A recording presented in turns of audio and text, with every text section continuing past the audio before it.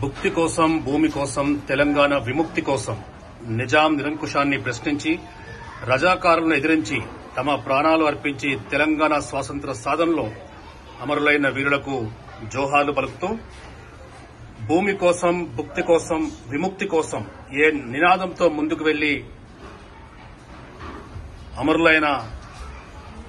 అమరులను తలుచుకుంటూ రాజరిక పాలన నుండి తెలంగాణ సమాజం ప్రజాస్వామ్య పరిపాలన దశకు పరివర్తన చెందిన రోజు, సువిశాల భారతదేశంలో తెలంగాణ అంతర్భాగమైన రోజును స్మరిస్తూ అమరులైన తెలంగాణ సాయుధ పోరాట రైతాంగాన్ని స్మరించుకుంటూ జై స్వరాజ్య వరల్డ్ టీవీ ప్రత్యేకంగా సెప్టెంబర్ 17 తెలంగాణ విమోచన దినోత్సవాన్ని పురస్కరించుకుని అమరులైన తెలంగాణ వీరులను స్మరించుకుంటూ ఎక్స్క్లూజివ్ ప్రోగ్రాం.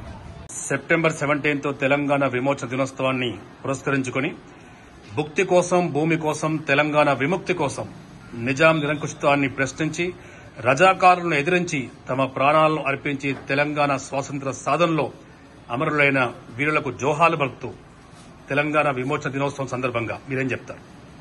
భూమి కోసం, భుక్తి కోసం జరిగిన ఈ పోరాటంలో నేను తెలంగాణ విమోచన దినోత్సవంగా గవర్నమెంట్ తెలంగాణ విమోచన దినోత్సవంగా జరుపుకుంటుందని నేను అనుకుంటున్నాను. అంటే 1947 ఆగస్టు 15న మనకు స్వాతంత్ర్యం వచ్చింది. కానీ అప్పటి నిజాం సంస్థానంలోని ప్రజలకు మాత్రం నిజాం పాలకుల నుండి విముక్తి అనేటువంటిది లభించలేదు. అంటే తెలంగాణ ప్రజలకు మాత్రం స్వాతంత్ర్యం వచ్చింది. అప్పట్లో నిజాం సంస్థానం చాలా పెద్దది.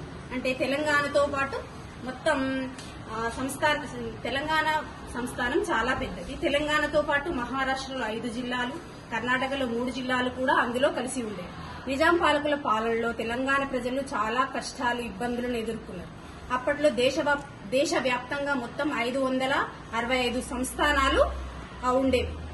బ్రిటిష్ వాళ్ళు స్వాతంత్ర్యం ఇస్తూ మనకు ఏమని చెప్పారంటే, సంస్థానాలు చాలా ఉన్నాయి, అవి మీ దాంట్లో కలుపుకోవడానికి మీ ఇష్టం అనే విధంగా చెప్పేశారు. కానీ దాంట్లో 3 సంస్థానాలు మాత్రం మన భారతదేశంలో కలవలేదు. అంటే ఎవరికి వారుగా ఇండివిజువల్ గా ఉంటామని నిర్ణయించుకున్నారు. దాంట్లో మొదటిది కాశ్మీర్ అయితే, రెండవది జునాగఢ్, మూడవది హైదరాబాద్ సంస్థానం. సర్దార్ వల్లభాయ్ పటేల్ ప్రత్యేక పరిస్థితుల్లో ఉక్కు మనిషి అయినటువంటి సర్దార్ వల్లభాయ్ పటేల్ ప్రత్యేక శ్రద్ధ పెట్టి జునాగఢ్ సంస్థానాన్ని భారత్ లో కలిసేటట్లు చేశాడు. నిజాం హైదరాబాద్ విలీనానికి మాత్రం ఒప్పుకోలేదు. నిజాం రజాకారుల పేరుతో ప్రత్యేక సైన్యాన్ని తయారు చేసి కాసిం రజ్వీ చాలా మారణకాండానికి తెగబడి స్వాతంత్ర్యం వచ్చిన తర్వాత కూడా 13 నెలలు తెలంగాణ ప్రభుత్వం, తెలంగాణ ప్రజలు చాలా ఇబ్బందులకు గురై వాళ్ళకు త్రాగడానికి నీరు గాని, తినడానికి తిండి గాని లేకుండా చేశారు. ప్రజలు ఎంతో తిరుగుబాటు చేశారు. ఆదివాసులందరూ ఏకమైనారు. ఎంతో మంది కళాకారులు, ఉద్యమకారులు కూడా తమ ప్రాణాలను సైతం లెక్క పెట్టకుండా ఉద్యమంలో పాల్గొన్నారు. తర్వాత ఈ ఉద్యమం ఉద్రిక్తతను చూసి కేంద్ర ప్రభుత్వం ఏ విధంగానైనా హైదరాబాద్ సంస్థానాన్ని భారతదేశంలో కలపాలని మళ్లీ సర్దార్ వల్లభాయ్ పటేల్ తో వివరంగా వివరించారు. ఈ నిజాం సంస్థానం ఇందులో కలిపేయాలని సర్దార్ వల్లభాయ్ పటేల్ ను సూచించారు. అయితే భారత సైన్యం ఆ నిజాం సంస్థానంలోనూ ప్రవేశించింది. 7వ నిజాం నవాబు అయినటువంటి ఉస్మాన్ అలీ ఖాన్ ఏం చేయాలో తోచక లొంగిపోవాలని నిర్ణయించుకుంది. ఈ భారత సైన్యం దాటికి తట్టుకోలేక హైదరాబాద్ రేడియో ప్రసారం ద్వారా హైదరాబాద్ ను విలీనం చేస్తానని ప్రకటించాడు.